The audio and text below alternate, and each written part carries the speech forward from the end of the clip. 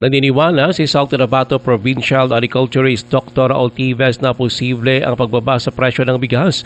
Ito ayon kay Tives ay sa pamamagitan ng pagtutulungan pa ng mga ahensya ng gobyerno para matiyak ang magkakaroon ng isang layon para sa nakararami.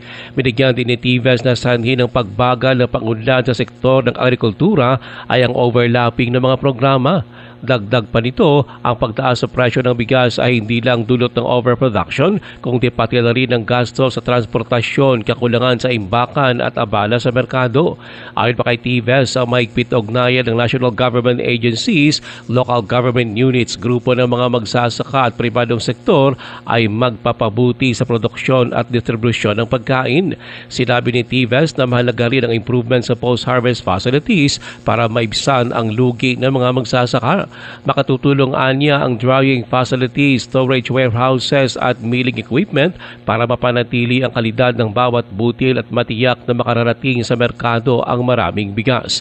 Binigyan din pa ni Tives ng tuloy-tuloy at pangmatagalang pagbaba sa presyo ng bigas ay hindi nangyayari agad, ngunit maabot ito sa pamamagitan ng pagtutulungan at magkakaisang pagsisikap. Ruel Usano, NDBC Bida Balita.